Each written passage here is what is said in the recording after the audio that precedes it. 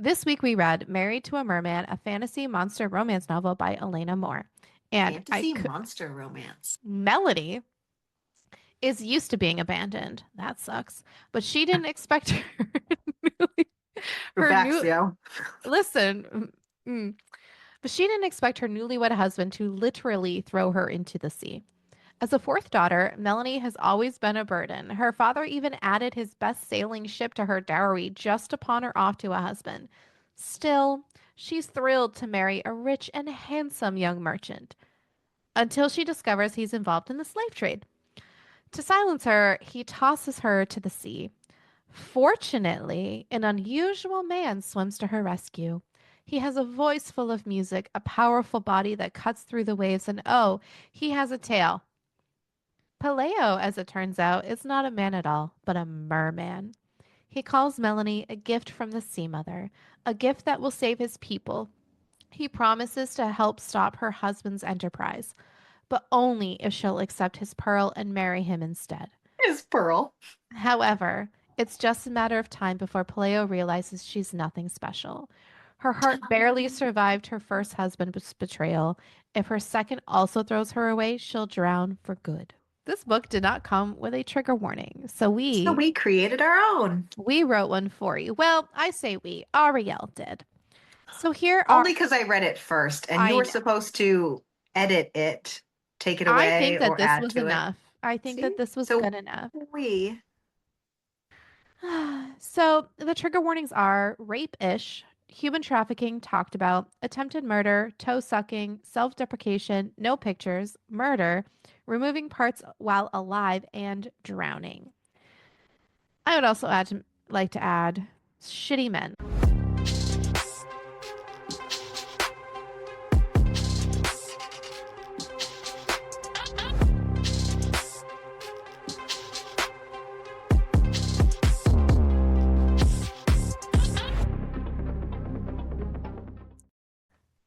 Welcome to hell, and welcome to us recording part two because your girl is a dumbass and forgot to hit the record button the second time while it was paused because we had other things going on. And now I get to talk again, and Ariel has to listen. And actually, she's probably just going to tune out because it's shit that I've already talked about.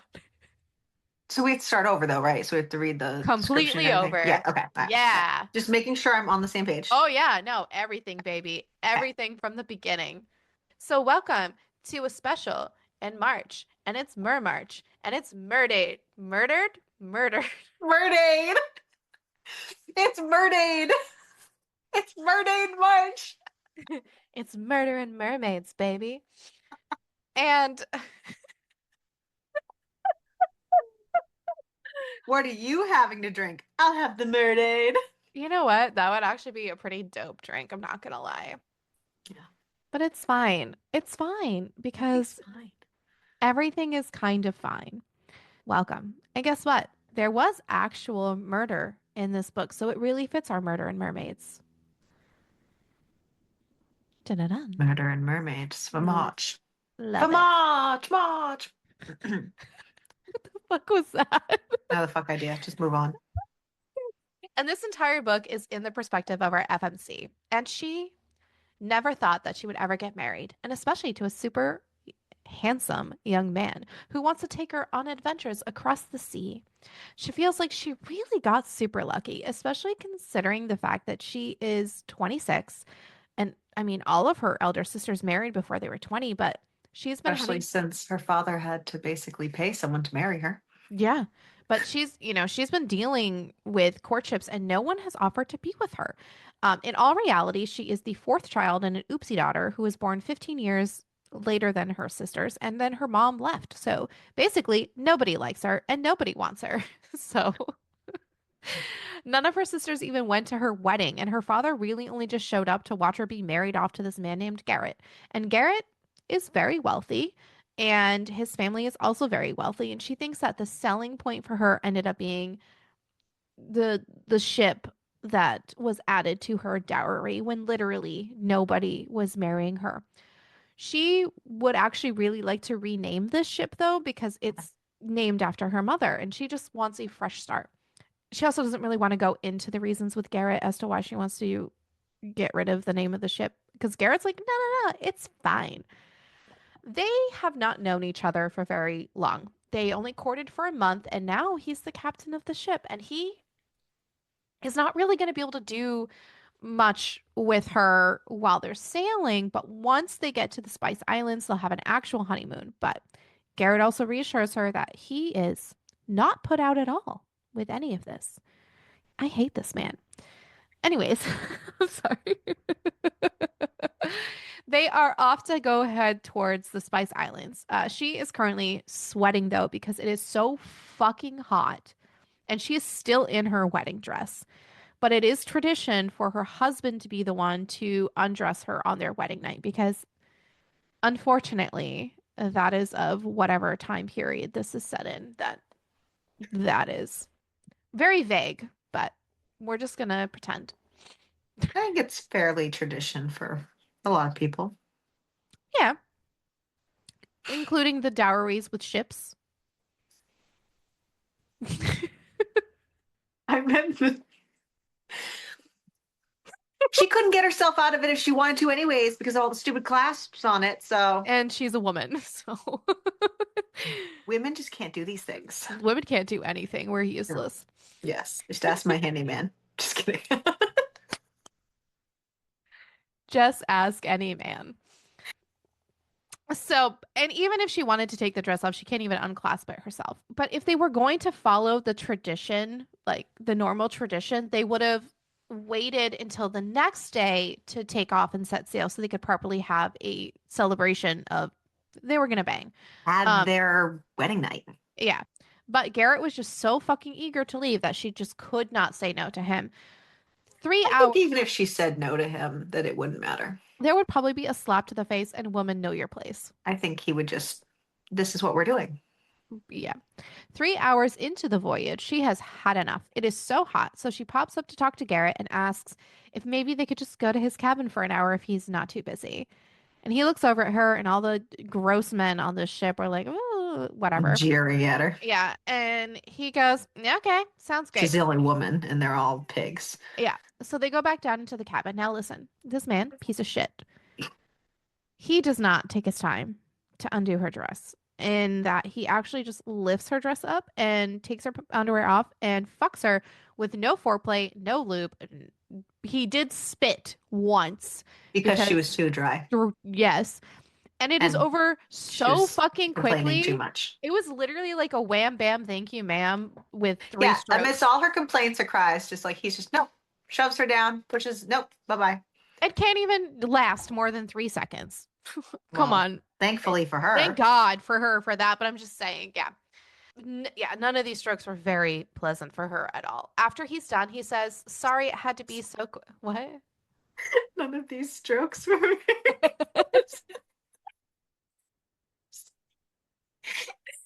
You're welcome."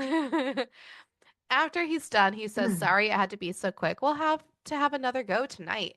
And then he is gone. And now she's angry because what the actual fuck? And she cleans herself up and she gets herself undressed because she is still in this goddamn dress. And the whole reason that she had him come down to fuck her was so she could at least get out of the dress. And that didn't even happen. So she's got to tear this dress off of her.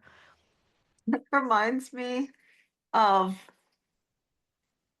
the last book we read, and the guy was like all offended because he's like, we can do it again.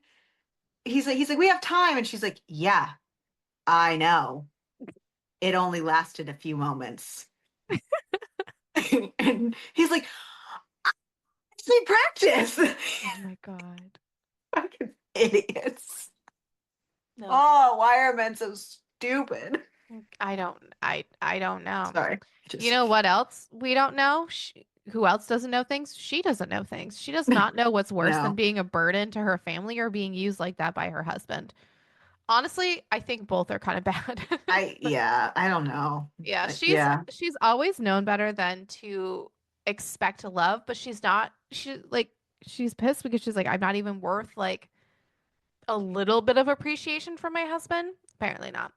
She grabs clothes from her own trunk and gets dressed, and she hides in the cabin until dinner time because the stupid man ignores her. She finally comes out because she is starving and he hasn't even come for her. And rather than dining with his own wife on their wedding night, apparently Garrett is taking his meal with his crew. But before she can reach him, she hears them ask how long until they reach Gentar, and she's thinking to herself, we're not going there. We're going to the Spice Islands. Turns out, no, they're not. Well, And they're gonna she go to the Spice knows Islands too. what that place is. She's heard Yeah, rumors. they are going to negotiate with slave traders, and now she is pissed. And as you'll notice, I have not said her name because I had not found her name. Here we are again. But her name is Melanie, by the way. They go between Melanie and they sometimes call her Mel as well. But Melanie is the one they call her all the time. Occasionally, yeah. Of course, Garrett says, and like she's pissed. And so she goes, "Excuse me?" And he goes, "No, no, no, no, baby." He doesn't say that. He doesn't say call her baby. It's not Sweetheart. it's not like that, He calls her, sweetheart. he doesn't call her Melanie. He only calls Sweet her sweetheart. sweetheart. It's I don't not know if he like knows her name, honestly, probably because not. he only calls her sweetheart. He probably doesn't. Sweetheart, listen. It's not like that. I am a businessman, not a slaver. I promise that after this little tiny baby detour, we will have a proper honeymoon in the Spice Islands. It's just a little detour to pick up just it's only to pick up some slaves, some It's people. fine. It's And fine. it's fine. And once we drop off those slaves, I mean cargo, then we'll be on our way. No big deal. Oh my God. For the first time, she feels a bit unsafe because now the crew is just like staring at her and she goes, "Okay, yeah. Yeah, we'll talk later." And Because she they're clearly all on the plan that he has. Yeah, and she grabs dinner and goes back down to the cabin and she realizes fucking Garrett lied to her and he lied to everybody back home. Duh. She is starting to think that Garrett married the ship and she was just a warm body Duh. thrown in to seal the deal. And she's just thinking to herself, I need to put my foot down. This is fucking Yeah, that's gonna insane. work. And she knows in her head, oh my God, wait a second. Apparently, the slave traders like give all their clients tokens. So like now she needs to figure out how entangled he is. So she is going to go through all of his stuff to try to find this token. She does eventually find it, and it is stamped with his initials. And beneath his initials are several lines of four-digit numbers, and each code could reference a deal. So if that's the case, then he has 8 jobs lined up, which is not great. And her It's not stomach's some little quick drop off. no, no, no, no, no. Not a little quick drop off. Even if it was, I mean, let's just. It's human trafficking, Ariel. But I mean, even It's if not like a what little he's saying, problem. yeah, Yeah. it's just a little bit of human trafficking, just a Yeah, little. It's just a okay. It's little a bit. little. Eventually, she cannot take it anymore. And she is either going to go out on the deck to throw the fuck up because the the seas are not being kind right now. They're very Well, she's a little ooh, stressed out. and she's stressy pants. Or she's going to confront Garrett because she cannot sit still any longer. So she ends up forcing her way up and out, and it is windy, it is raining, and the weather is terrible. And she's trying to look for Garrett, and he's trying to control the ship. And she finally sees him, and she goes, "Hey, we need to talk." And he goes, bitch, not now." He might as well have Which, said, "Bitch, not now." okay, he's a dick, but He's got a point. he's trying to control this ship in a storm.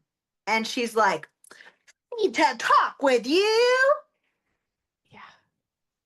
And he's like, this is like the priority right now. Well, Goodbye.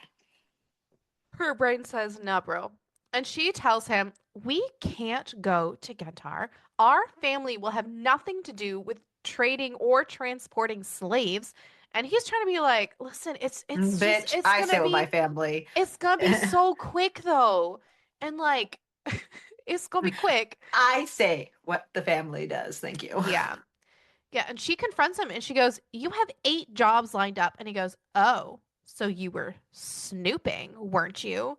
Can you not see I am doing this for you?" the coin for a single shipment will be enough to set us up for the next year. The gaslighting be strong with this one. Yeah, right? And he goes, I am the husband, though. I make the decisions. And if you get it into your pretty little head, Me husband. yeah, You wife, or you, you could be slave. you slave, what Yeah. wife? If she gets it into her pretty little head that she has any say in what he does, he will be forced to deal with her. And she's saying, like, I am not going to stand for this. And he goes, I didn't want you. Like, I just wanted your dowry. You are a plain, motherless cast off of a woman. No one else wanted you. How And go on. dare you interfere with my business? And then what does he do? He pushes her off of the ship into Bye. the ocean. And uh, But unfortunately, some of his crew see her in the water. and like woman overboard, blah, blah. And so he's like, fuck, now I gotta at least like pretend to save her. And then so that fucks with So Herman. that creates such another gaslighting moment for her because he's jumped with the rope that his men hold and he's like flailing in the water like I'm coming for you. Not really. He's like I'm coming for you. Yeah, as the ship Just is like that. And she's like, "Wait, I thought he maybe, pushed me. yeah. Am I wrong? Did he Did I not push me? Did slip? I make that up? Am I going crazy? Like he's trying to rescue me. But wait, no, he's not trying to rescue me. It looks like he's just Pretending. fucking around in the water. Yeah, it's so crazy. And she's screaming, trying to get help, and she realizes like, It's fuck. pointless. Yeah. Yeah. And then she also realizes she is not alone, and she sees something shimmery pass by the corner of her eye. She feels two arms wrap around her, and she closes her eyes and drifts off to sleep. And when she wakes up to the sound of gulls. He just succumbs to Yeah, the I water. would. I would just be like, okay, take me. Take me. Calgon, take me away. Just in my head too. She realizes she is not in a bed. She is on a pallet of woven sea plants, and her blanket is more of the same.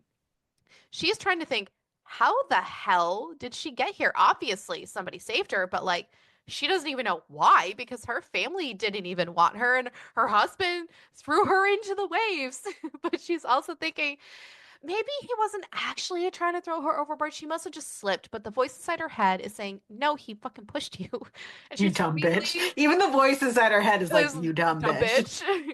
She's really fighting her head between knowing that her husband really did throw her overboard versus maybe she just slipped and she decides to go back to sleep. When she wakes up again, something is licking her It's toes. because this is the best scene. It's she wakes up again because something's tickling her toes.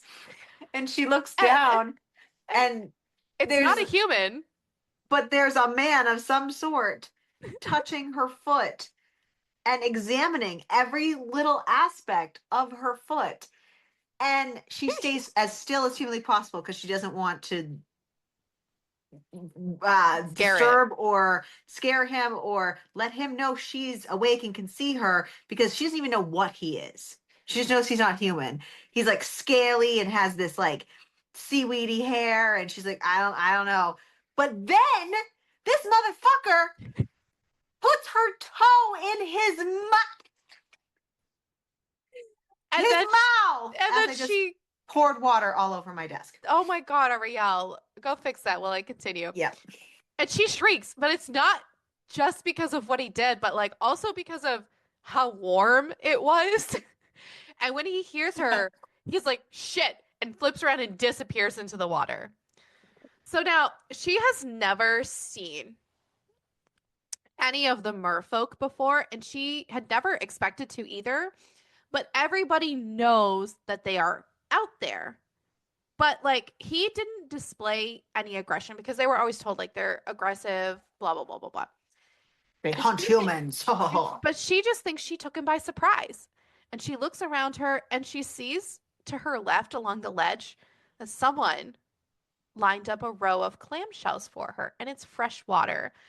And it does taste a little bit fishy, but it's fresh water. And now she's thinking, Oh, he What even does knows that humans can't just drink seawater. that, but also, what does this merman even want from me? Like, Mm, no human alive wants anything she has.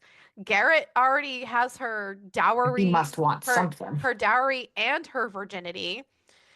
Do the merfolk have a taste for human flesh? Are they going to Is eat that her? why he put her Is foot that toe in his why he mouth? sucked on her toe to see if he wanted like a taste? So internally, she is freaking out. I would be as well, to be so real. But she also sees that he is lurking nearby. And it's so funny. And she yells out to him and she is trying to get the courage to be like, hello. And she introduces herself as Melanie. And he tells her that his name is, what was I pronouncing it? Paleo? Paleo. And she thinks he's sneezing. And he goes, no, that's Right. my name. And she goes, oh man, his voice is like low and baritone. And she kind of, that's a little hot. She asks if he rescued her, and he says he did. And he drifts himself to the ledge and he just stares at her with these huge green eyes. And he has dual eyelids, by the way. A little creepy. Have you ever seen like dual eyelids blink? It's so weird. And she notices that he's got powerful hands, but there's a thin webbing of green blue skin that stretches between each of his fingers. And the webbing feels smooth and slick like a frog skin. And it's only because she realizes she is touching his hand. She apologizes, and he goes, no, that's okay. You can touch my hand if I can touch yours. He's curious. He is. And she says, okay, it's not really that interesting.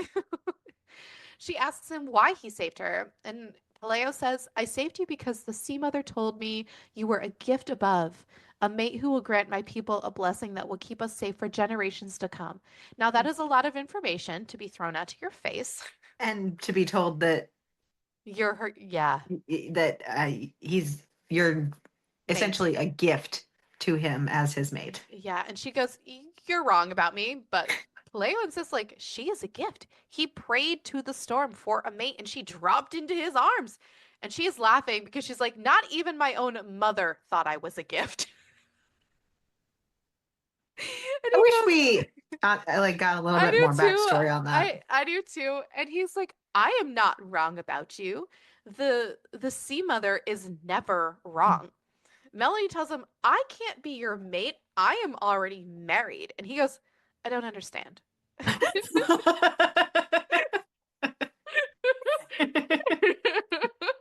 What? Record scratch. Say that again.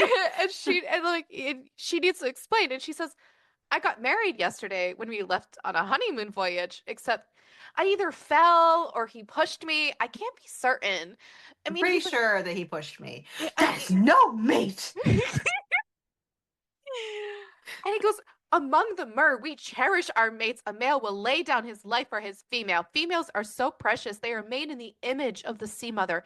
They are the ones who interpret her words. They're the ones who lead and grow our people. Man, these are a lot of beautiful words, and I would love a man to say any of these things to me. Like, as I'm reading this, I'm like, oh, okay. You remind me of my Ice Planet Barbarian babies. And then I said, maybe I need to find a merman. That's how you know you have too many problems. He tells her that she is very pretty, even if her toe tastes a little funny. You're not supposed to eat that. And they also look a little funny. And she's trying to insist to him that they are not compatible. And Paleo says there are ways that this can be reconciled and asks She's if like, no, she, no, no, you don't understand. I breathe air. yeah, You don't breathe air because this entire time he's trying to talk to her, he keeps having to to like bob go down. back under the water to breathe again, to be able to like come up for air, say short bits of words, and then go back down to be able to breathe. Right. And but he asks if she will agree to be his mate. And Melanie says, "Look, I am like so happy that you saved me. I am so grateful, but like I can't be your mate. I can't stay here because my husband is using the ship to ferry slaves." And she explains what slaves are, and Paleo says, I do not like this Garrett." No, none of us do, buddy. None of And us do. she admits that she doesn't either. So Paleo tells her, I will make you a bargain. I will help you catch up to your ship so you can confront this male, but I can only do so on one condition. You will become my mate. First, I Because will, that's the only way I can get you there. yes, I will, I shall cherish you and He's protect not you trying with, to like blackmailing no, her. no, no, He's no, no, no, no, and protect you with all of my strength. The sea mother rarely intervenes in a Mer's life, and thanks to her, I know you are my destiny. And then that just reminds me of the TikTok song I keep hearing. You are my destiny. Sorry. Melanie says, I don't think you're making a very informed decision here, but okay, I'll accept your bargain in exchange for your help. because it gets to the point where she's just like, what do I really have to lose? I could just be Like, this man's quite, mate, yeah, or like I could drown. yeah. And he is ecstatic about this. And she just thinks, Garrett like pretended to be happy when we were married, but like this man looks truly fucking excited. And it makes her heart flutter a little bit. She asks if there's some sort of ritual, and Pleo says, I will guide you through it. There are two parts. The first include our vows, which we will perform now, and later tonight, when the moon rises, we will join as mates to garner the And sea she's like, mother's ah, fuck, blessing. not again. Yeah. And now it is time for them to start phase one of this thing. He brings her to the center of the pool, and he is supporting her waist against his body, and he asks her if she is ready. Melanie nods, and Paleo asks her if she can join him under the water and that she must hold her breath until he tells her otherwise. So she takes a deep breath, and down they go. She finally gets to have a really good look at him, and he is magnificent. Where the human portion of his body stops, the green blue scales begin, and she looks up at his face, and his eyes, little smile, and his gills are fluttering, and all of a sudden, light just radiates from inside his chest because he is working some magic. While all of this is lovely, she can no longer ignore the fact that her lungs are beginning to burn, and it is taking every bit of her own self control to not go to the surface. Playa lets go of one of her hands and touches the ball of light, and as soon as he makes contact with it, the light vanishes and a white pearl manifests, and then he pushes the pearl into her chest. And she feels electricity going through her body, and all of her muscles tighten, and then they Not scary at relax. all. But Paleo does not let her body float upwards. This man gave her his pearl, and now she can And breathe not a pearl on. necklace. No, unfortunately. Not yet. It's got to be a little harder to give a pearl necklace underwater, okay? That shit floats away.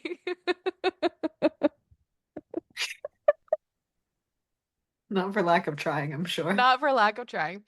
Now she can breathe underwater. She has gills, and he tells her that you now carry a piece of me. My heart beats alongside yours. I vow in the womb of the sea mother that I shall serve and protect you until my gills fail. Ugh. Wherever the current takes you, I shall follow. God damn it, he is so sweet. And they don't even have to speak because they could like talk through telepathy now. It's so cute.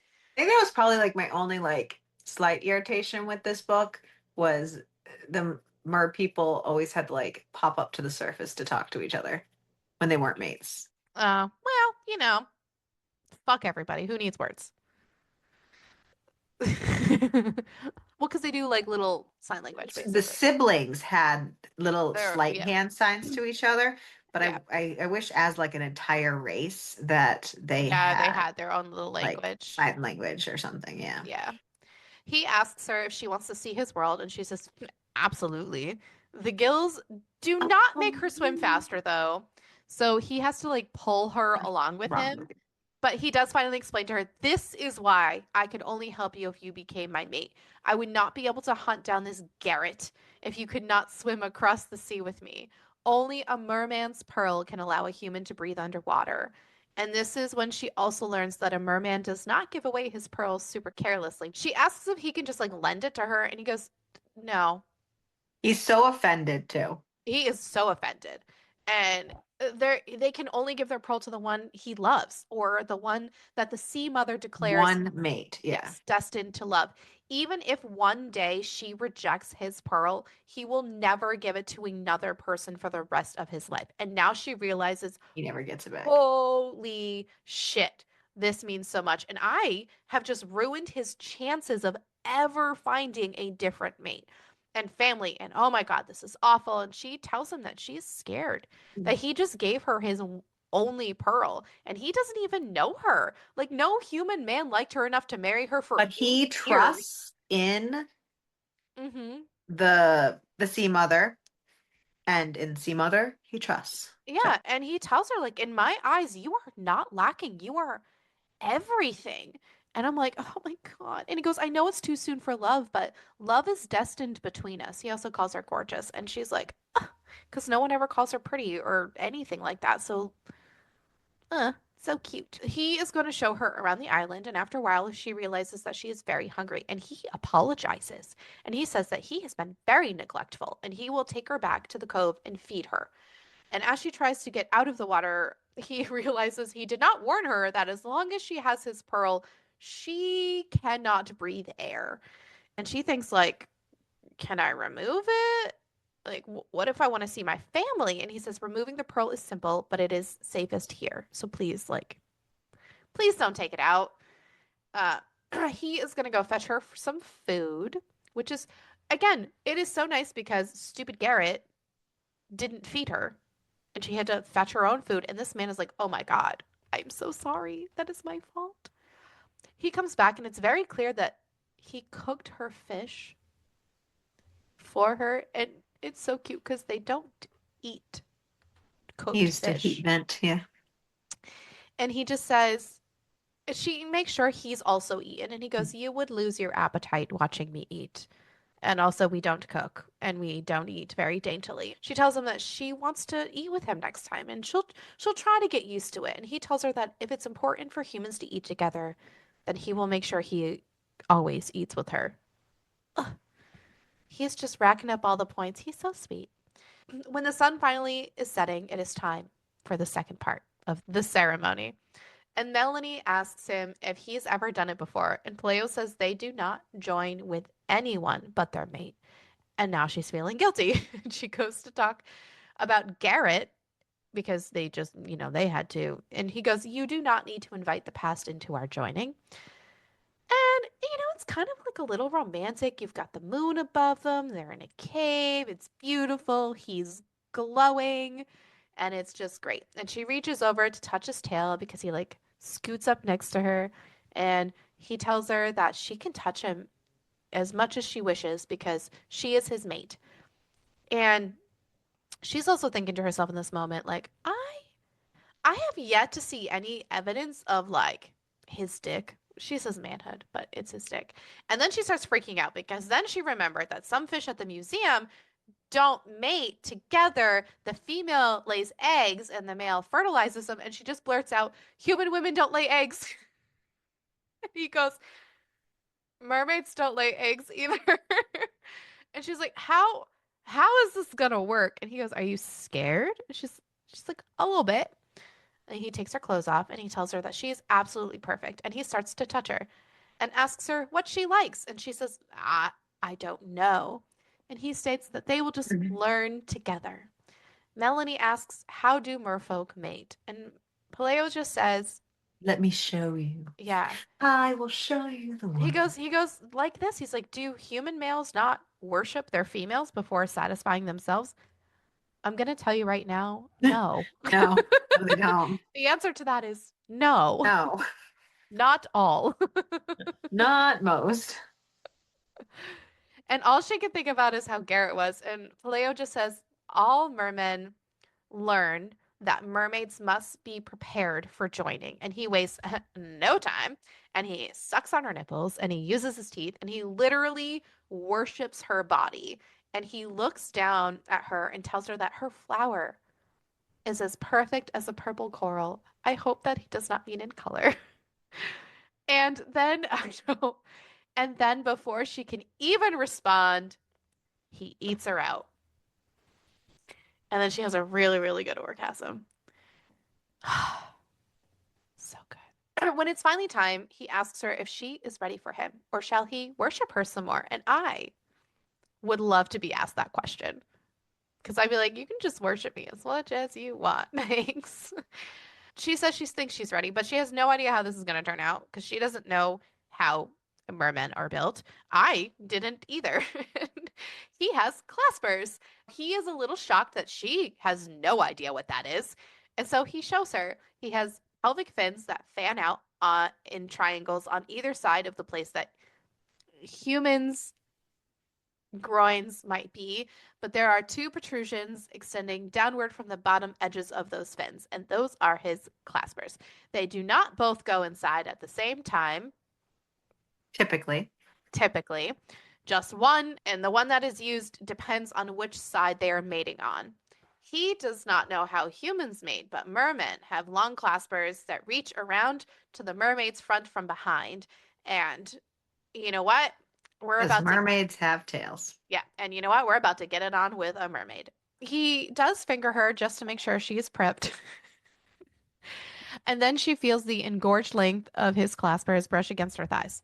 One of the claspers rotate along her thigh to hitch up her leg at an angle that opens her up to him. And he uses the other one to fuck her. And it ripples inside of her, which is a wild feeling. Like, okay, what's that? What's that? Are we vibrate? I think it's a vibration. I don't know, but that sounds amazing.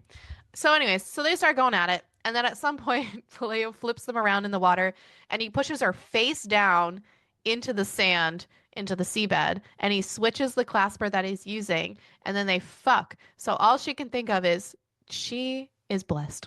There are no other words to describe what is happening. Paleo tells her that they are now mated in the eyes of the sea mother, and they will sleep there. I just, ugh, they're so cute. Anyways, so tomorrow he will help her with her mission to stop Garrett. And the next morning they wake up and he brings her breakfast and he feeds her the lobster breakfast because he like brings it to her and she can't open it. And he goes, oh, okay. And then he just like feeds it to her. He feeds her breakfast. God, the bar is on the ground. The bar is in hell. No, And we were anyways, there. We were there previously. the bar is on the ocean floor. Anyways, Sorry. He grabs all his belongings and his weapons and then talks about the way that the ship went and where they need to go. For the next couple hours, they swim and it's silence. And she asks him how he knows so much about the movements of human ships. And he tells her that their tribe dwells near the Burn Islands. That's what she calls them. They also have sacred waters that they are tasked to protect, and they keep an eye on the comings and goings of humans because they can be dangerous to the mer. And some humans outfit their ships with harpoons to hunt them because they want their scales and their pearls. She realizes, nobody talked about humans hunting merfolk when she grew up, but they had all heard stories of merfolk drowning fishermen. And Pleo explains that they typically avoid humans, but they will defend their waters, which makes a lot of sense. They talk a bit on their way, and she learns he is also 26. And she asks about the Sea Mother. He says that most tribes have a coral palace that they call home. It's a place for safety for when they're injured, and from time to time, they all seek out the advice of the matron who rules there. The matron is the chosen one who speaks for the Sea Mother, and she guides them in all things. Then they find a dark shaft, which is where they're going to spend the night, and they should be safe to rest there. Before they continue the journey, he once again offers her some food, but unfortunately, he is not able to actually cook anything because there are no hot vents around. So he turns around and basically hammers the skull of the fish, and it kind of makes her a bit sick. And he kind of scowls at this because he's thinking to himself, fuck, like, I don't. He's not upset at her. And he actually brings back a boneless and skinless piece of meat. So he did it away from her so she wasn't so disgusted. She makes sure that he also ate, and he just tells her that he ate outside. And Melanie says, listen, I don't want you to have to hide. I'll get used to this. I promise.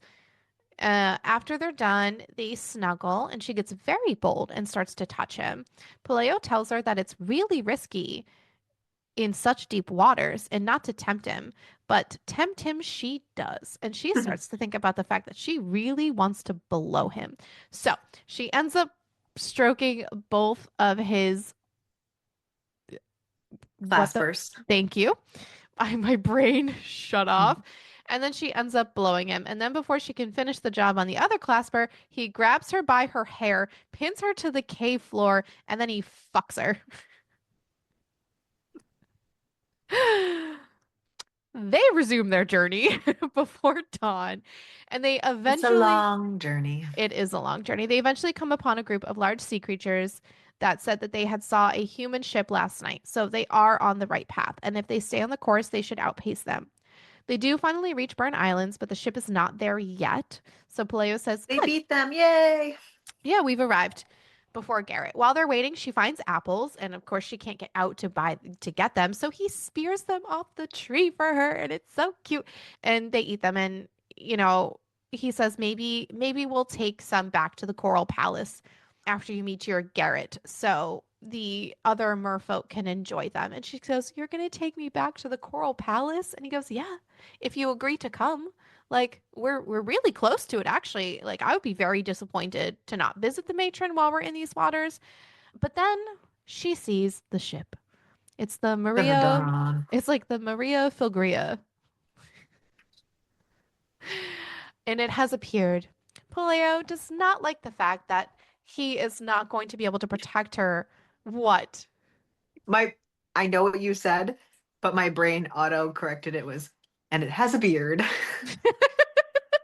I was like, what? Because you said it so abruptly.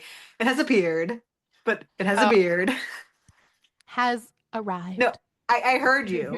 You said it. My brain just With gave it a a beard. beard. And like I could still hear you saying it correctly. So it's like it wasn't like my brain was just like a beard, what? A beard. Huh? That's funny. Yeah, Paleo does not like the fact that he's not going to be able to protect her while she goes to deal with Garrett, but she promises that she will be careful. And he needs to hold on to the token for her because she cannot let Garrett take it from her or she loses her leverage. She also lets him know that in order to meet him on land, she's going to have to take the pearl out. She goes to give it to him and he says, "No, please do not give it back to me. Like that's Only permanent. only a mermaid who rejects her mate returns his pearl." So she wraps it in a piece of kelp and puts it into her skirt. When she finally gets onto dry land and she realizes, In her her plan pocket. is, Yeah. yeah, well, yeah, it's in her like skirt pocket. Sorry. But it just clarification, it is in a pocket. Correct. Not Not in just weird, tucked into her skirt. well, All willy-nilly. her pearl is not in her pearl. So sorry. And it's not a necklace. No, it's not. That would have been actually, that's a missed opportunity. Yeah. Anyways, she She should have realizes, tied it around her neck. yeah, Made a pearl necklace. yep. She realizes, her plan is not actually very safe.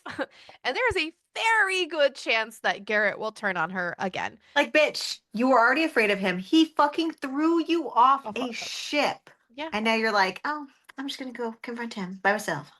Yeah, well, she's not very smart. But she No, would she's not got be shit for brains. No, but she would not be able to live with herself if she didn't at least try to stop him.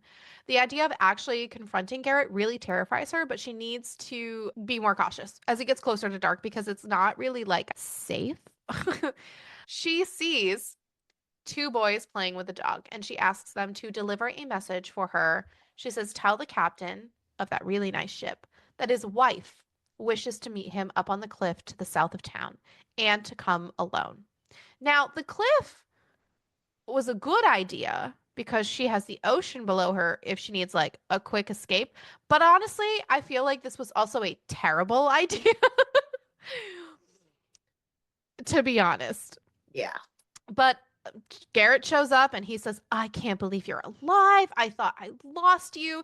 And Yeah, he you seems thought. You so thought. torn up and it's really fucking with her head. And Like, but he's playing it on so thick that it's so he like is. And she says, like, "You didn't even turn around. You pushed me off the ship." And he's like, "No, you slipped. You fell. I tried to rescue you." And she's like really thinking, "Oh, maybe I really had this so wrong." And then she's feeling so fucking guilty, by the way, because she banged Paleo now. And so fuck, dude. And she goes, maybe I had this so wrong. And then as he is hugging her, he asks her, what is on your neck? And he's like, Oh, is that that? a hickey? Yeah. It's where her gills were, isn't it? Or is it actually a hickey? It's actually a hickey. Oh, okay. All I'm right. pretty sure. I would assume that that would be where her, because she was concerned that he would see her gills. Oh, but I thought it was a hickey. But maybe I'm wrong. I don't know. Maybe it looks like a hickey because of where her gills are now. Because Oh, that's because where I her thought gills would she even be. said She was like it worried that was he would from see her. Paleo. Oh, I don't know. I thought she said that she thought that it would be. I don't. I Anyways, don't know. doesn't matter. I don't know why we're No debating idea. gills That's what I'm versus saying. I hickey. don't know. Whatever. It doesn't matter. Anyways, it instantly turns him into a fucking absolute dickhole. And she tells him, I'm here to meet with you only because I can still see you are like going to Gentar. I implore you to turn your ship around and go to the Spice Island. She even threatens that she's going to tell everybody back home. And Garrett's like, who's going to believe you? And she says, whoever I show your token to. And his face turns white.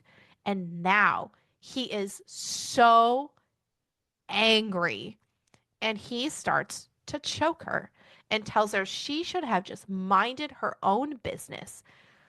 But instead, she chose this. His family has been doing this for 3 decades. She's not going to stop them. Yeah. And with every bit of her strength to get away from him, she throws herself off the cliff. Yeah, and she keeps getting bashed into rocks and stuff, but before the waves can continue to smash her into the rocks, Paleo rescues her. He Mhm. And of course, she had jumped in without the pearl. So it is freezing fucking cold in the sweater. And he pushes the pearl back into her Like chest. digs it out of her pocket and Yeah. just Yeah. she's not So doing well. he grabs her and seeks shelter at the cliff. And she thanks him for saving her. And she is so sure that Garrett will turn the ship around knowing that she's going to carry out her threat. But the worst part about the confrontation with Garrett was not him choking her, it was his words. Because he kept telling her that she was basically useless. He told her that the ship is now his and she was just dead weight. He even told her that she was just a quick fuck and it wasn't even that good. Paleo can sense something is wrong because she's not saying this out loud. And he really wants to fix it. But now doubt is seeping into her saying, what if Paleo lied about the pearl? And what if he can also hide things from you? But and she's warring with her brain really hard. But instead, Paleo just hugs her close to him. But something shifts in the darkness and a shadow approaches with a lot of speed. It's a monster at least 5 times his size, but he manages Oh to use no. weapons to free them, and they It's like start a to just shark. yeah, they start to descend into the dark part of the ocean, but there's still so much pressure going on in her head from the ocean, and then all of a sudden she blacks out. When she wakes up, she realizes that there's merfolk watching her. They're in the Coral Palace, and the matron says that Paleo had gathered people and went out hunting with his sister for the things because once they taste blood they don't stop. She goes, hold on a second, he has a sister?" And the matron says, of course he would interpret the signs better than almost anybody, but he is too dense to communicate basic information. Yes, he has many. Melanie says that Paleo said that it was the sea mother who told him that she was his destined mate. And the matron asks, and are you? Melanie says that she wants to be and asks if he is right and if she is truly his mate. The matron says, if the signs are as abundant as Paleo says, then surely the sea mother also gave you signs, but it's clear that she doesn't believe in the sea mother. But it's just because humans have different goddesses and asks what she believes in. The matron says, the answers you seek are around you if you open your heart to find them. But first, you must not be afraid. Paleo cherishes you for all that you are, with no regard for that, which you are not. Paleo comes back and they discuss the fact that he has siblings, and the matron tells them that they need to go find a dwelling in and rest until Paleo's sister returns with news of the ship because she is in desperate need of sleep. And she also says that for now, she suggests that Melanie keeps her distance from the residents of the Coral Palace. You know, not all of them will take kindly to a human's presence here. Paleo settles them into another small chamber and he assures her that it is going to be really safe. She thinks back to the day that they met, and she was worried that Paleo might abandon her if a large predator showed up. But in the moment that it happened, he came and he didn't even hesitate to defend her. Whereas that motherfucker douche nugget Garrett tossed her off a goddamn ship. Anyways, he risked everything to protect her, and he has proved to that his affections are very sincere. But she needs to try to be confident that they'll last. That she doesn't also want to cause a wedge between Paleo and his tribe mates, and she does not want to force him to choose because she does not want to watch his affection for her fade because of all the obstacles that stand between them. She ends up heading back over to the matron's house because the matron had said she had clothes that she could wear and she can't fucking sleep. So she's going to choose some. Casually, the matron says, Paleo tells me the sea mother said you will bring a great blessing to our people, one that will protect us for generations to come. And Melanie thinks that he is wrong about her because she has nothing to offer. Really, she has nothing except the clothes on her back now. But the matron says that the sea mother's predictions are never wrong, but sometimes they come to pass in unexpected ways. We also learned that for 8 cycles, so 8 years, he rejected mating and any interest in mermaid as he was waiting for the sea He mother's bless. literally held out for the one that was destined for him. Kind of like when in Ice Planet Barbarians, when the men would be like, "No, no pleasure, mate. I wait for resonance." Yes, so cute. He had often sought the matron's advice, but her advice to him was always, while you have not yet met the one that is destined for you, the sea mother will make her will to you known when the time is right. Melanie promises that she's going to try to be a good mate to Paleo. The matron says, I know you are committed, child. What I'm trying to say is you must be patient and wait for the guidance. Melanie says, oh, why do you think the sea mother cares about me at all? My own mother didn't. This poor woman. She's got a lot of mother trauma. Like, I get And it. the self-depreciation runs real deep. Yeah, real deep. And the matron just says, I know she cares because the sea mother has already blessed you, and you will understand soon. Okay. So that tells me, and I was worried about this, but I was like, fuck, because that asshole from the beginning jizzed inside this bitch. Oh, that's right. And I was like, fuck, whose baby is this going to be? When they were all like, she blessed you. But That is. then, like, we never got in, like, an I, epilogue or whatever, you know? yeah, I don't know. Interesting, yeah. So she swims back to the hollow where Paleo is sleeping, and she curls back up in his arms. She asks for a sign from the sea mother, but she still hasn't heard anything. Paleo wakes up and is surprised to see her there, and she just says she just wanted to be there for a little bit. And then, oh, because they're like up somewhere and she can take like the pearl out to like breathe air. I thought this part was like weird to me. Like I reread it and I was like, I don't know what's happening. So I'm just gonna. They're in these, like, little alcovey caves where they have these pockets of air within them. So, much like where he brought her originally when he found her, you can go in and where it goes up a little of sea Mhm. from the sea. So you have these pockets where there's like almost like a shelf of air Got you. pockets Okay. in there. Got you. And Okay. that's how they like talk to each other and stuff. And Got you. Got you. So she says she just wanted to be there for a little bit. And with the pearl out of her body, so she's breathing air, he decides to eat her out. He really likes hearing her whimper. After she asks him to take her under the water to do this, he's like, no, no, no, no. I like hearing it. Then he fingers her. He builds his way up to 4 fingers, and then they slide back into the water. And she positions herself above him, and he slides down. And she asks him to go up again. And she makes him fuck her with both claspers in her. And when they're finally done, he asks her why she removed her pearl, and she said that she just thought maybe she would hear the sea mother better without it. He tells her that the sea mother brought them together, and he would think that by accepting the pearl, she would be able to hear her better. So Melanie said she won't remove it again without just cause.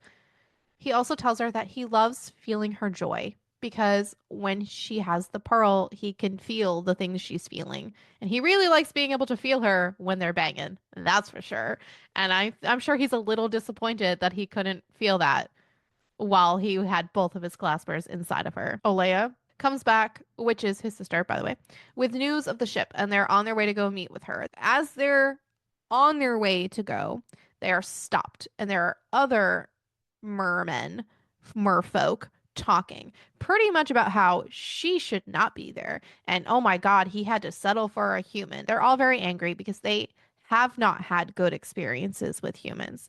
And they end up fighting until the matron puts an end to it. Paleo, as they're leaving, tells her not to listen to any of them or any of their opinions because their opinions don't matter. But she does not want him to fight anyone because of her. And he says, I don't want to fight anyone either, but I will if I must. When they reach his sister, she tells them that the ship has set sail east. And Melanie is stunned because Garrett did as she asked. He turned to the ship towards going back home. And the only thing is, she thinks that maybe he's going to pursue something else less savory. Olea tells her that she was so brave to confront Garrett, but she has one question. Why is her name such a mouthful? So they call her, oh, Paleo has called her Melanie Fulgaria,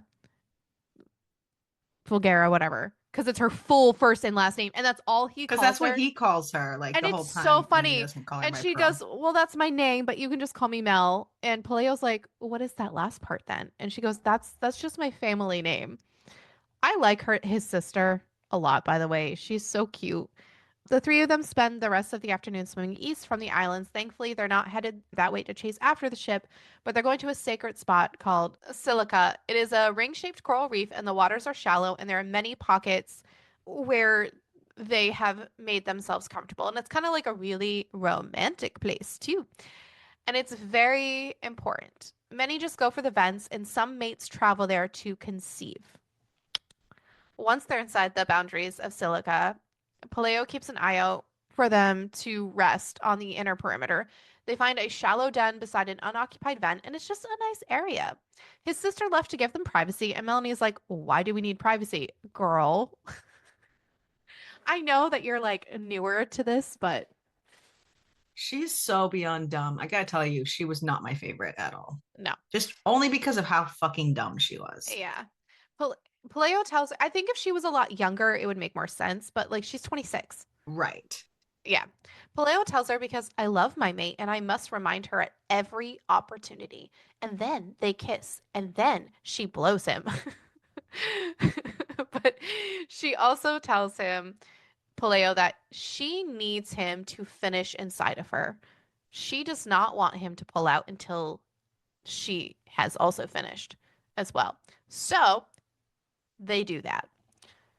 And then they go to sleep. All of a sudden, they're woken up as Paleo tells her to watch out, and harpoons are being thrown into the water. He's lit up, so she thinks that they're chasing him, and this is terrifying. And they really need to get away from the humans. They're reeling in harpoons for another round, and these humans came to hunt the mer, and that is their goal. They all burst out from the water. There's a couple, like this one dude mermaid, he wrote services. I don't actually know his name. He tells her that it's all her fault. Like one of the dudes is like, this is all your fault. You caused all of this because the humans have left them in water to peace. Was it the one-armed dude? I think so, yeah. Because Um, he he's got it all in her face because, well, he lost his arm due to a human. yes. So he is nice later on, but he's kind of a dick for a while. But understandably a dick because the humans took his arm.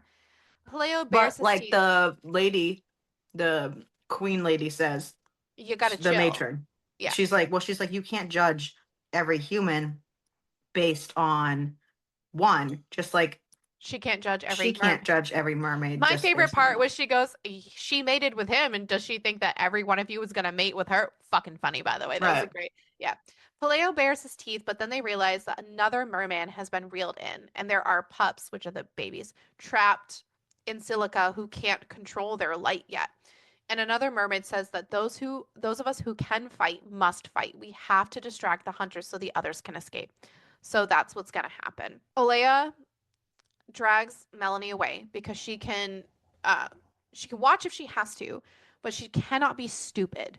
and swim off because she's not going to be able to find her when it's time to go. And there's nothing she can, like, there will be nothing she can do because, And she can't distract Paleo because it's going to make him in danger. right. She watches the ships in the distance, and when she turns, she sees the deck dip, revealing four big harpoon firing contraptions, and a big thing is going like off. But then she hears a man yell, "The green one! That's the merman I want." And she realizes that is fucking Garrett. And it is the ship that was her dad's, except has been armed to the teeth to hunt Mer. So the merman who is shot is right. It's her fault. Olea resurfaces and says, "It's time to fucking go." And she doesn't fight her as she gets dragged safer and deeper. She hugs herself and says, when she's at the bottom of the pool, she's like, "This is insane." Uh, she is not having a great time because she is like, this kind of is her fault. uh, Alea brings her back to the palace for safety. yeah, So she's just sitting there waiting to find out what happens. yeah. All she can think about is like, a mermaid was butchered. This is insane. They tore a pearl from somebody because they did. She watched. That's fucking horrifying. And they can Like, only take a pearl from a mermaid while she's still alive. So that was like the worst part. yep. And Garrett's only hunting Mur because she stood up to him, but she goes, "No, he's not doing this." Because of some sick need for revenge, all she did was provide the first spark of inspiration that he needed to realize he could make more money and faster money. Everyone does finally come back, and we learn that eight more are dead, and her mate is hurt. And she wants to cry. The matron comes up and says, "You and your mate will speak to me now, alone." Paleo tells her that he is so glad she is safe, and Melanie says that the matron just wants to speak with us. When they finally meet with her, she asks if those are the same hunters that Melanie associated with, and she admits yes. The man who used to be my husband is the captain of the ship, and the matron says that, ugh, this Garrett is a vile creature. If he takes our pearls, he must have learned the secret of how to get them from another hunter. The pearl has to be removed, like you said, while the Mur is still alive, otherwise it vanishes. And now Garrett has ended their peace. Though I do like how she didn't immediately go like, "Oh, they're It's associated your with you. It's fault. your fault." It was Yeah. more of, "This man is awful." Yes. And I love that too. I'm glad she wasn't like, "Meh, meh, meh, meh, meh, meh." Yeah. Melanie says it is her fault. Paleo says that you're not responsible for his actions, but she says, if I poke a bear and the bear eats me, no one would blame the bear. They would say I was stupid and got what I deserved. I poked the bear, and this is his retaliation. I should have known better. And honestly, that is such a great description of how to explain to someone that this is your fault. I get it. That's great. I wish more people understood that concept, but they don't. She says, I should have guessed about Garrett's family connections. The matron says that regardless, we must decide how we deal with this Garrett. Melanie says that if Paleo can take her back to Melbrook, she will make good on her original threat to Garrett and threaten his reputation with the law. If and if that doesn't work, she has a backup plan as well. She will demand a divorce. Since they've been married less than 6 months, he will have no choice but to return her dowry, which is the ship. So her father will take it back, and he will be left without the hunting ship. I guess it makes sense, but girl, you have too much faith in this Garrett dude. They can reach Melbrook in 2 weeks, and after that, it'll take her at least a week for her to ruin Garrett, and then she'll have to wait for him to return to restock the ship. If she did her job right, the city will see the ship, and he'll find himself without the resources to continue. The matron says that if the hunters are still circling before Midsummer's Eve, we will no longer be able to wait. We will give you a try, just do not let us down. So they are going to go off and do this plan. Paleo does not like this plan at all because Garrett tried to hurt her. And what if someone else tries to hurt her? But Melanie says she at least has to try because she's also upset because she tells him, like, I forced you to kill people. Like, this is awful, and you should just let me go. And Paleo says, I don't want to let you go. You're my mate, which makes sense. Like, she's sucky. She's a terrible mate. Sorry. I know Paleo loves her. She's a terrible mate. Yeah, but there was also, she had such an insane level of like hatred for herself. Yeah, And that's true. Where now like all of she a thought sudden everything she was has always her fault, even though it created wasn't. this whole problem for them. Yeah, And she's like, I don't deserve any of this either. yeah. So they do go to sleep, but not too much sleep because Melanie's having a really hard time. She is wallowing because she's fucking in misery. She doesn't even want to cuddle with Paleo because she feels really bad. But she also really desires him to. And finally they like cuddle a little bit and he circles around her and she starts thrashing against him. But like she's like, she really just wants him to fuck her. So he does, but she's expecting him to like fuck her really hard and like angry because, angry fuck. But he is being so nice and so sweet because he is not a typical man, because he is a merman. I think I'm funny. When they finally get to the entrance to leave, Olia's waiting for them and she says that she's going with them. Melanie wants to say no, but Paleo's like, okay. And they make it to the city quicker than before, and she tells them that we have to find a beach so no one can see me leave the water. I'll enter the city through the gates, and they promise her that they're going to wait for her there. She tells Paleo that he should not wait for her, that she is not going to come back. She's like, do you remember what you said to me the day we met? You told me I would give your people a blessing that would keep them safe for generations. All I have given your people is suffering. I am nothing more than a burden to you. I can't swim. I can't hunt. I can't defend myself. And now I've made this awful man target you. Paleo is begging her to not leave. And she tells them that at least now I know it's possible for someone to love me. And she takes the pearl out of her and tells him, I cannot be a liability to you any longer. And she drops his pearl into the sand, into the space between them. And he is clawing his way up the beach. And she tells him that she is so sorry. And he is basically laying on this beach, dying. But Alea grabs him and yanks him back into the water. Melanie knows that she hurt him and she hurt him really bad, and he's the only one who ever truly loved her, but she had to do it so she wouldn't keep hurting him. That is not how you handle this, woman. It's early evening when she finally makes it to the south entrance. There's a huge wooden gate that has the traffic and they're closed, and two guards are standing outside. They ask who is there, and she tells them that she needs to report an attempted murder to the city watch. The older man says, I will take you there myself. Come right this way. She's stunned by how nice this person is being because obviously men in this world suck. So when they make it to the city watch's headquarters, they ask her what she's there for to report, and she tells them an attempted murder. She's newly married, and her husband is the one who tried to kill her. The guard who brought her there says, you're Garrett Habit's new wife. And she goes, yes. And the man behind the desk goes, oh, okay, yeah, Mr. Habit, eldest son of a rich merchant family, well known among the upper class. The guard frowns at her and says, didn't you just set out on your honeymoon about a month ago? And she says, we did, and he threw me off the ship. This stupid interrogator behind this stupid desk asks if she has any proof. And it really goes to show that being a rich man is all you need in this world. She tells them to call her father. So they do, of course. Her father does not believe that she is actually there. And the douche nugget inspector guy, Mr. whatever the fuck his name is, because I don't care enough, also asks her if she has any proof or any witnesses to support her accusations that she fell off in a storm. And he goes, are you sure you didn't just slip? No one believes her. And she finally pulls out the token and he asks her if she knows what it is. And in she asks him if he knows what it is. And he Well, says, first, he says, where did you get a slaver's token? she informs him that it's not hers, it's her husband's. And whether or not they believed he tried to murder her, this is proof that he negotiates with Gintz and should be arrested.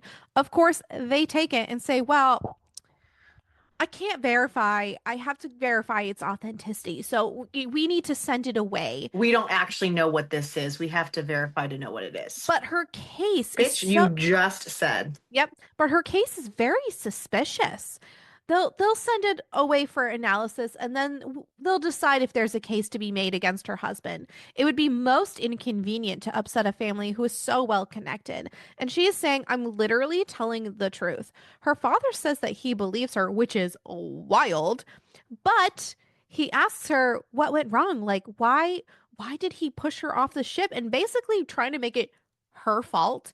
And why is she doing this? If she got in the way of any of her husband's plans, she would only have herself to blame for her misfortune. And she says, She maybe had it coming. she She says, had it coming. She only had herself to blame. fuck you. And then she says, maybe my mother didn't leave because of me. Maybe she left because of you. And she doesn't know how she didn't see it before. Well, she's stupid. But now that she does, there's nothing left for her to say to him. And she storms out. She is pissed.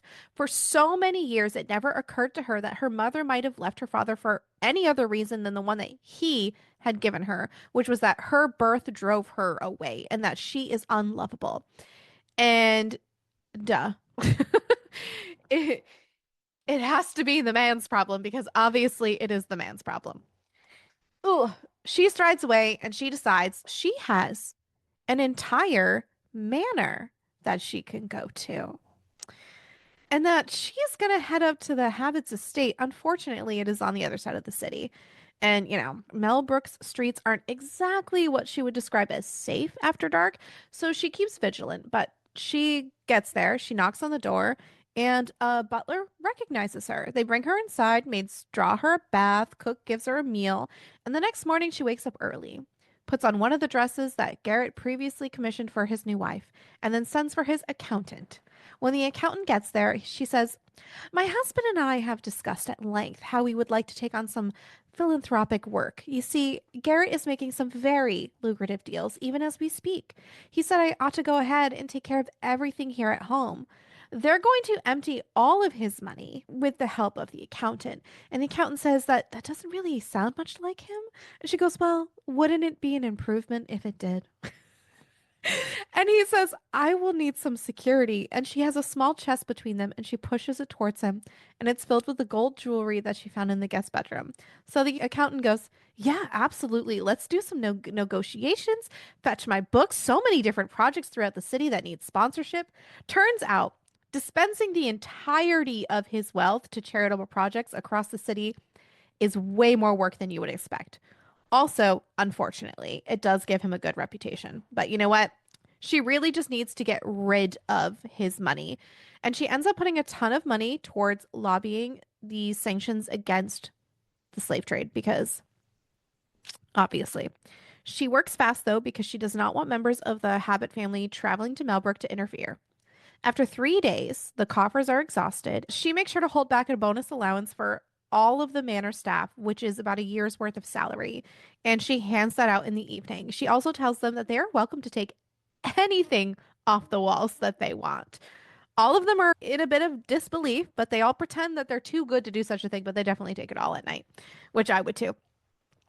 She climbs out of the bath around midnight, dresses in very practical clothes, and she also retrieves a bag of rations that she had beneath her bed.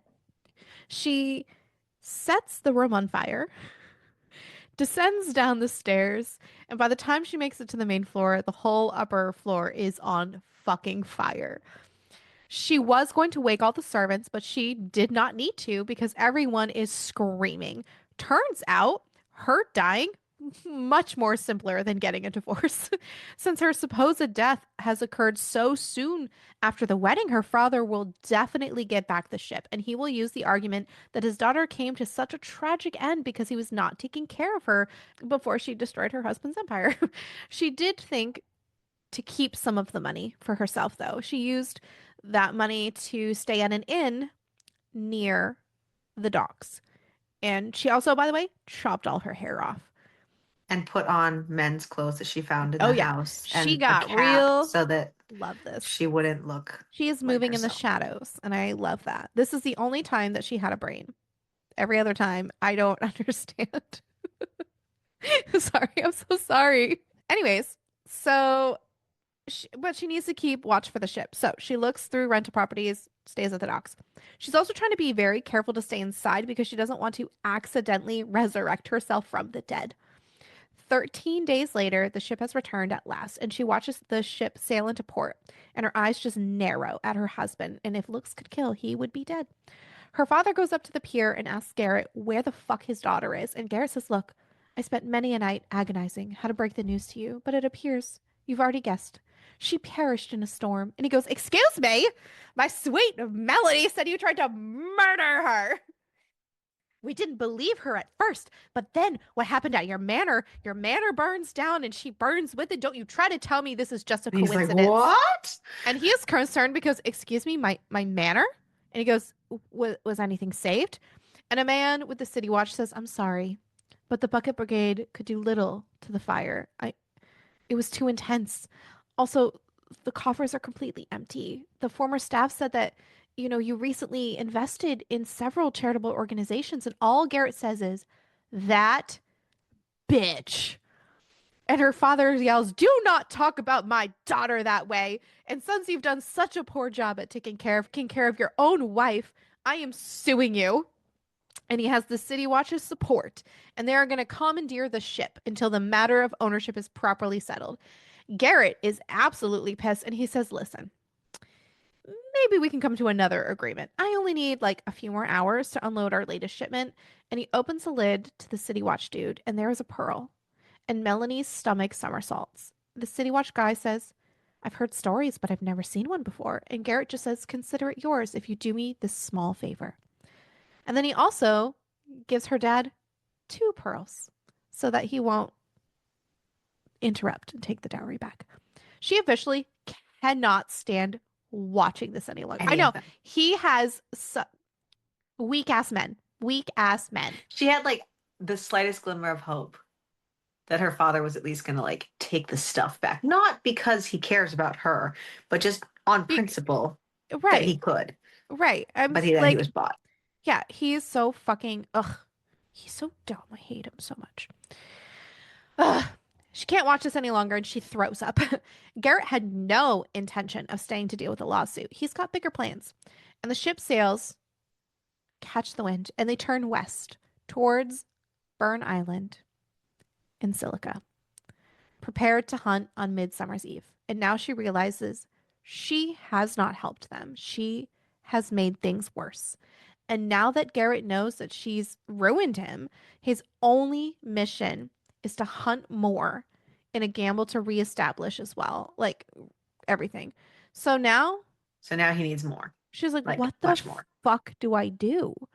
And she's trying to find a sign, anything. And she literally hits her head on a sign called the Coastal Occult. And she's thinking, okay, like they can't, the sea, the sea mom can't like condone summoning a demon, but like, I mean, this is a sign. And she had said, like, give me a sign. And so she asks if she goes I saw inside. a sign. Yeah. And it opened up my eyes. Dude, this like it's crazy. So she goes inside and asks if they have anything for dealing with evil husbands. And the shopkeeper kind of chuckles a bit until she realizes that she is not kidding. And she goes, oh, yeah, I can't help you. But if you ride like 8 days north and cross the kingdom of Blender, Bel- Bellender, I don't know why it came out Blender, but okay. There is someone who might help you, and it is the court witch. So we went from mermaids to witches. So she buys a horse and heads up to go see this witch. Of course, you need an appointment to see this witch, apparently. And they won't let her in until she pays them a boatload of money. And then they're like, oh, just kidding. You could totally go in. Like, it's just bribery. When she's in, she finally meets with the court witch. And of course, like everything, by the way, around this is so dreary, but she's kind of cheery. So it's just weird. Like the room that she's in is very cheery. The witch asks her what her name is, and they exchange names. The witch's name is Estelle and asks Melanie what brings her there. Melanie says, I have a problem with a man. Don't we all? The shopkeeper of Real. Coastal Cult recommended I see you. And she goes, oh, that sort of problem. Why don't you tell me about this man? So she tells the story of everything, and even the witch is really pissed off at the stupid man investigator of Malbrook, especially the fact that he wants proof. She's shocked, as we all are. We are all shocked, but not really, because men Not have really. all the audacity. But she tells her, well, if you kept the token, you're never going to see that again. It's no surprise, especially since they've been trading slaves for 30 years with not a peep from the City Watch. And they're looking the other way. She asks, what did she do after they refused help? And Mel admits that she donated all of his money and burned down the manor. And the witch says, well, serves them right. So you need to find a way to deal with him once and for all. I believe I can help you. I'll have to introduce you to someone first. Though sinking a ship full of hunters is more his purview. Turns out it's a demon. And this demon, fucking hysterical, by the way. I kind of loved him. He ends up scaring her and says, see, I told you, I scare humans. And Estelle's like, you're only scary for about 30 seconds. So the demon is here to help them. Estelle briefly explains about Garrett hunting the Mer and how he must be dealt with. And the demon says, oh, so you like me to develop an instrument of death and mayhem? This is such a treat. And she goes, we cannot make a weapon that is excessively powerful. And he goes, fine, give me 10 minutes. While he is doing this, Estelle asks her if she loves the merman, Paleo, and Melanie says she does. And she goes, no buts. If Garrett were gone and the merfolk were safe, would you want to be with Paleo forever? She goes, yes, but I'm just a human. And Estelle says, honestly, Melanie, it's a yes or no question. Do you want to be do you want to be mates with him? And Melanie says, yes, of course. Estelle goes, good, I'm gonna make you a mermaid. I they're so funny. When the demon returns, Estelle asks if he has something for her, and he goes, it depends on whether you intend to pay me for it. And she goes, I am no thief. And he says, behold. Why does it I'm say, assuming they're the first book. God, I hope so. And I kind of want to And read I about them want to because it's read it, so yeah. funny. The, the destruction of all seafaring vessels. I call it the Sea Widow. Basically, it will destroy any ship it touches. And Estelle says, that is too potent. You need to limit its power. He goes, fine. How about it will destroy any ship it touches, but not if the ship is in the harbor? And Estelle's just like, dude. And he's fine. We can only sink ships whose crew men have spilled innocent blood, okay? It's done. You're such a spoil sport. Like, I love that so much. So now she has a weapon. And now Estelle needs a lock of Melanie's hair because, again, she's going to turn her into a mermaid. She also asks her for her blood. Estelle tells her, listen, we wait for the moon to rise and light up the beach. In the meantime, pray to the same mother to welcome you into her domain. She is really happy to be able to go see Paleo again, but she just doesn't know if he's going to forgive her for leaving him. Not after she did the one thing he begged her to never do, which was return his pearl. But she is no longer the same woman who made that decision. No, she actually has completely made a 180 of her personality and is now actually a strong person instead of a weak, dumb bitch. I'm sorry. I can't with her. I'm sorry. I'm sorry. Anyway, she folds her head, bows her head to pray, and for the first time, she sincerely prays to the goddess. And finally, the moon crests near the cliff, and they make their way to the beach. And Estelle tells her, it is time. It is time. So they both rise. And Estelle goes back to the spell that she has prepared in the sand, and she drinks this nasty ass drink that Estelle. It's the mixture. I get it. It just tastes really gross. And Estelle calls There upon. was a typo in it too. Oh, cool. Estelle calls upon the mother of the ocean and starts to work, and all the wind finally dies down after everything. But she realizes she can still breathe air. But it turns out she's no longer human, but she's also not a mermaid, and she is wondering if the sea mother has punished her because Mur can't breathe air. But turns out she is both. The sea mother did not reject her, by the way. Also, the payment for the weapon was that they're gonna fuck. Not Melanie and the demon, but Estelle and the demon are gonna fuck. So the weapon is given to her, and she is gonna bring it back to help take the ship down. She also realizes she has no idea where she's going. The ocean is vast and endless, and the stars are her only hope of guidance. When she surfaces, she is like asking for fucking help from the sea mother, and then she sees a shit ton of jellyfish lighting the way, and then she realizes, oh, I'm an idiot because they've been helping me this whole fucking time. So she keeps going, and when she finally rises to see where she's at, she sees the ship winding a harpooned mermaid onto the deck, and she thinks that she is too late. Forgetting her exhaustion, she moves forward, cutting through the water using her new webbed feet.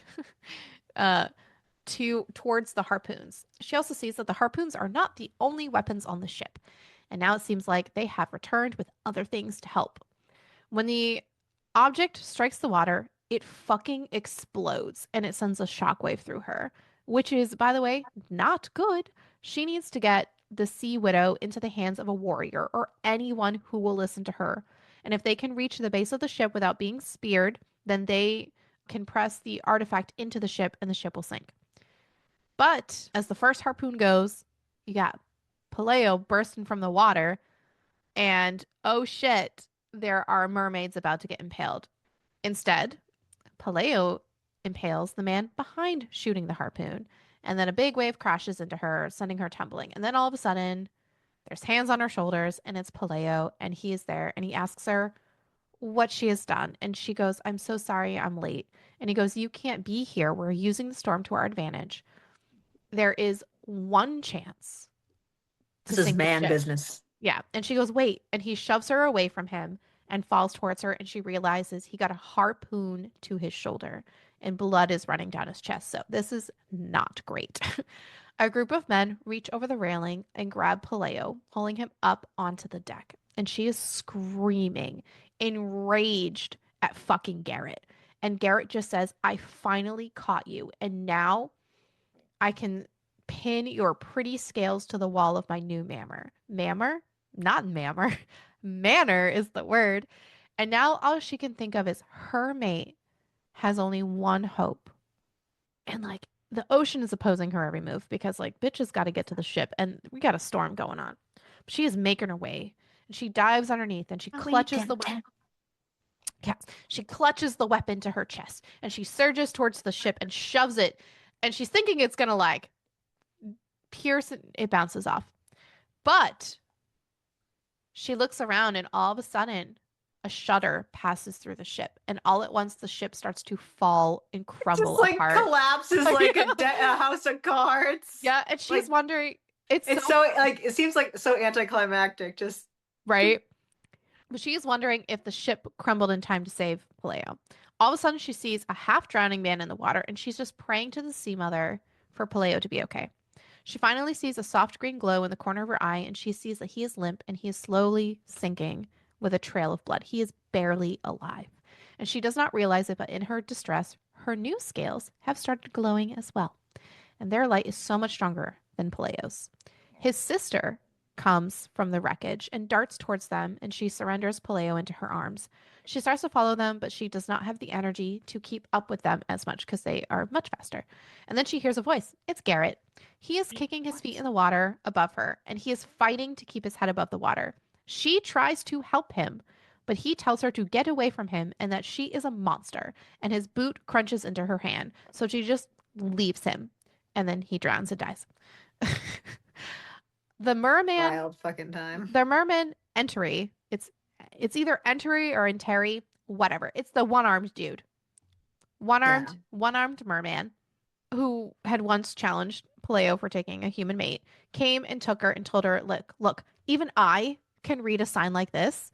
Come and leave the humans who do not want your help. Your mate needs you. And so she heads back to her mate. She eventually catches up with the others and she realizes she is not the only one being dragged along either, but none of them of the injured mer look as bad as Paleo did. And she is very concerned when she makes her way to the matron's hollow. Alea is there and she sees her, and Alea is like, oh my God, is that really you? You are like almost a mer. And Melanie says that the sea mother welcomed her, which is great. And then she goes, where's Paleo?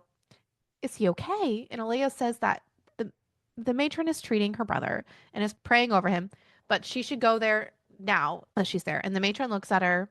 So she goes, walks in. Matron looks at her and she goes, "The sea mother has blessed you, child." Melanie asks if Peleo's going to be all right. And the matron just says that he should recover, but he lost a lot of blood. Melanie's face crumbles and she cries. And she goes, "I arrived too late. I swam as fast as I could, but it wasn't enough." And the matron asks what she did. And Melanie shows her the sea widow. With, and she She's like, get that explains, fucking thing away from me.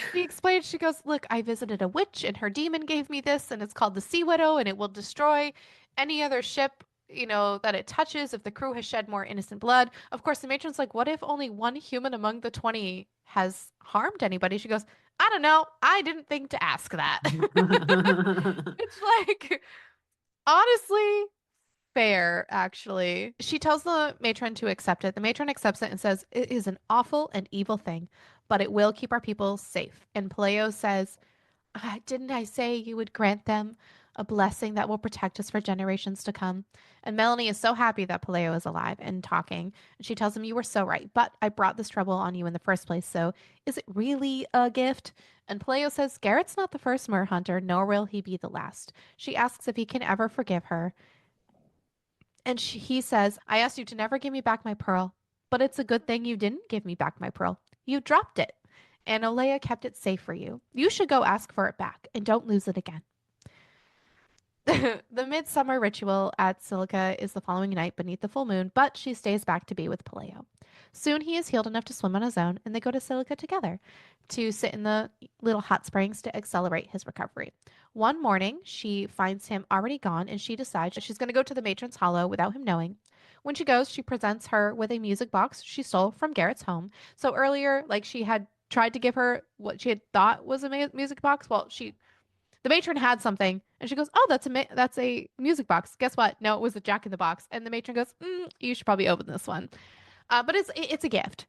But the matron asks why she really came, and Melanie says, "Listen, you said I was once blessed by the Sea Mother, and I know I've been blessed. But at the time, you said I didn't know what you meant, and that I didn't understand, and that I would understand in time. Well, time has passed, and if I wonder if it's just possible." And the matron says, "You are blessed in precisely the way that you think you are.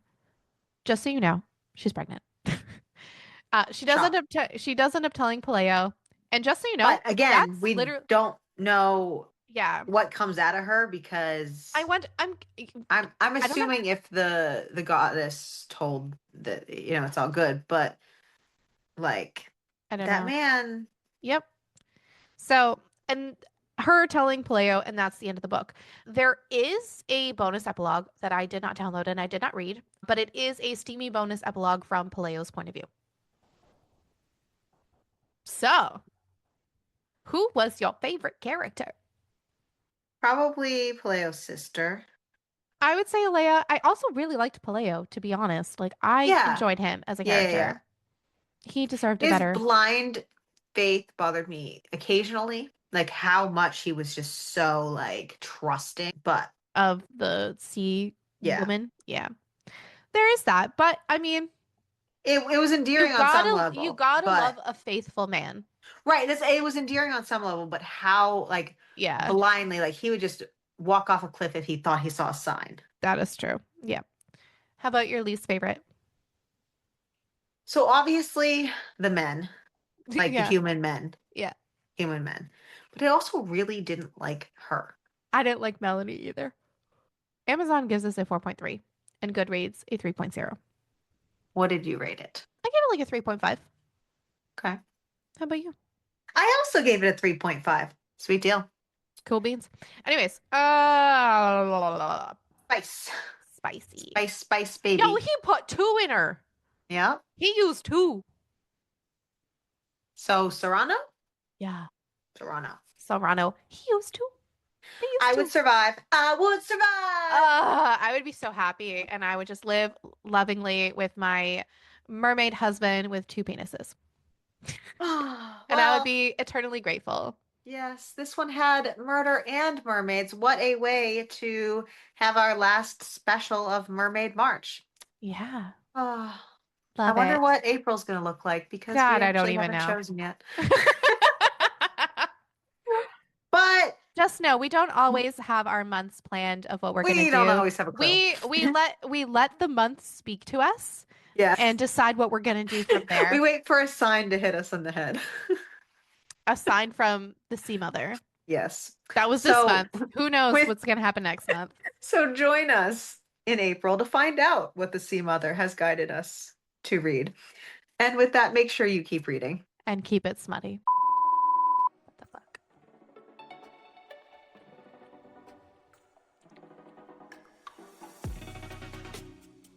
Oh, Ariel's gonna kill me. Sorry. Guess who gets to speak again? Me. Rework it. So this week we read Married to a Merman, a fantasy monster romance novel. Shut the fuck up with your face because I can see. Well, that's because she's in the ocean. And she can't. Yeah.